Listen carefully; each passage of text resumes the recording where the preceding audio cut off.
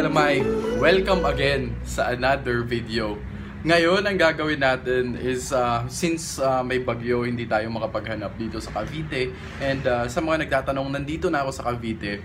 And yun, di lang tayo makapag-hunt kasi medyo may bagyo.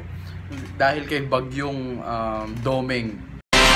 Lumakas pa at bumilis ang bagyong Domeng at ang iba pang detalye ihahatid sa atin ni GMA resident meteorologist Nathaniel Cruz. Matpia, isa na ngang severe tropical storm ang bagyong Domeng. Huling namataan ng sentro ng bagyo ng Pag-asa dyan sa layong 640 kilometers east-northeast o hilagang silangan ng Basco, Batanes. At taglay nito ngayon, ang lakas ng hangin aabot na ng 90 kilometers per hour malapit sa gitna at bugsong aabot naman ng 115 kilometers per hour. Kaya ngayon, mag-react na muna tayo sa mga gagamba, sa mga videos na mga sinend sa atin ng mga kaibigan natin sa Facebook at saka sa page din natin. And tara, samahan nyo ako and mag-enjoy tayo sa ilang minutong video na to. And yun. So yun, magsimula na tayo and pinakauna nating pupuntahan is may mga na-save ako ng mga videos na galing sa mga natin, sa mga kagrupo natin, sa mga gagamba groups. So puntahan natin and tingnan natin to.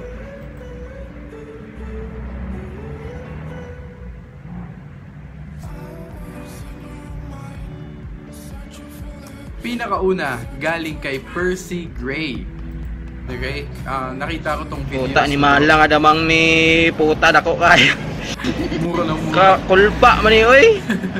Nakabandaw siya. Nalampas sa 5. Yan ni, dako lagi kayo. Dako kayo. Lampas. Puta nga barako. So yun, galing kay Percy Gray, pinost niya to and sobrang laki ng tigre niyan. Siguro napakasaya ko pag nakahanap ako ng ganyan. Okay, sa susunod naman, ito pinapakita niya yung gagamba niya. Yan, ang ganda ng putik yan, ang ganda lumakad. Ito yung mga gagamba na gustong gusto ko kasi the way sila maglakad, yung parang sa amin kasi ang tawag dito? Binangaw. Binangaw yung tawag sa amin. Hindi ko alam kung anong tawag sa inyo. Parang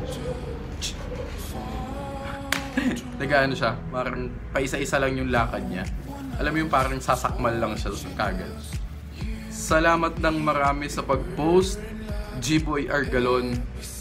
Actually matagal na itong mga post na to. Sinave ko lang talaga. Pumunta naman tayo sa channel ko sa Gagamboy TV.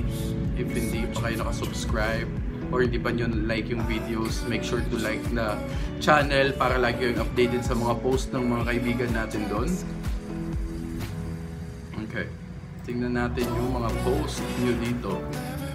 Ito, ang nag-post ng video si Mark Aldrich Robles. Ito yung sa kanya daw,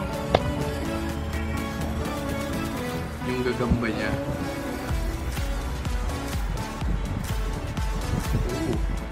Kulay ng dilaw. Parang orange. May yellowish. Ang ganda din.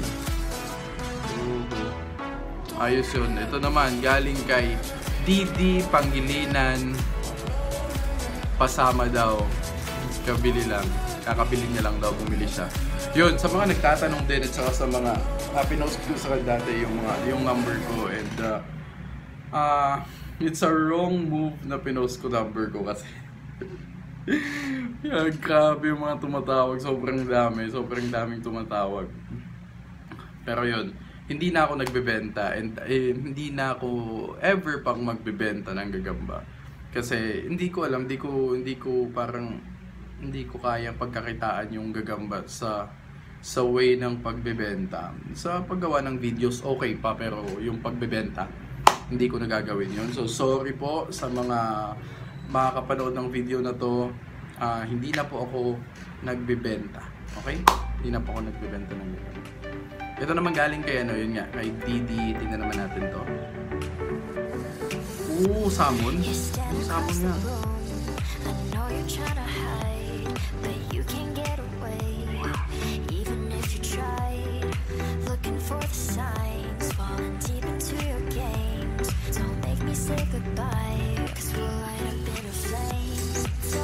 Ayan. 9 seconds lang yung video niya, pero ang laki ng salmon niya, oh. Na-miss ko tuloy yung salmon ko. Sa mga nagtatanong kung saan na napunta yung salmon ko, binigay ko po siya. Okay, binigay ko siya sa kaibigan ko nung umuwi ako kasi gustong-gusto niya. Sabi ko, sige, kasi may mga kaibigan naman tayong nagbibigay sa akin ng gagamba. Kaya yun, binigay ko na sa kanya kasi alam ko mas maaalagaan niya ng maayos. May tanong dito si Bongkya.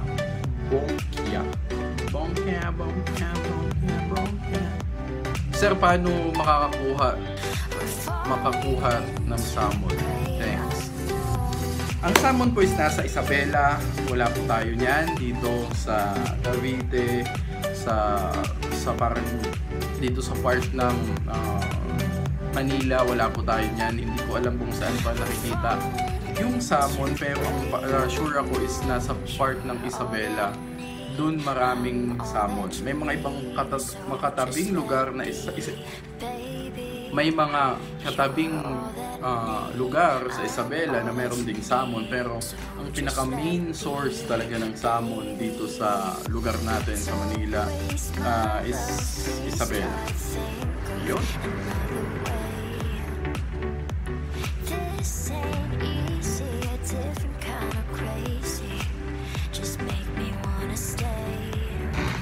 So yun lang yung ipapakita natin ngayon, and yun lang yung video, yun lang yung purpose ng video ito. I-update kayo, and yun, ipakita ko yung mga gagamba natin, ang gagamba ng mga kaibigan natin sa Facebook para aware din kayo. And update, malapit na tayong mag-spider hunt. Inaano lang natin itong bagyong to kasi yun nga, mahirap mag-take ng risk ng gano'n if ever may bagyo kasi madaming mga landslide yan. And ingat kayo palagi, mga galamay. That's all for today, and have a great day. Pag hindi tayo nakakapag-spider hunt, yun, gumagawa ko ng mga videos na yun, yung mga parang daily vlogs. Pero if hindi nyo gusto, huwag nyo lang panoorin. And if ever mag-upload na ako ng spider hunt, mga ganon, related sa spider, pwede naman yun lang yung panoorin nyo. If hindi nyo type yung mga vlogs, so okay lang yun, walang problema yun. Yun! And have a great day ahead kahit masama yung panahon, mga galamay. If hindi ka pa nakasubscribe, make sure to subscribe. Click this one. Click this subscribe button para lagi kang updated. Click nyo din yung notification bell para lagi kang updated sa every upload ko. Yun lang, mga galamay. Have a great day ahead. Tapos na ang araw na to. Let's go.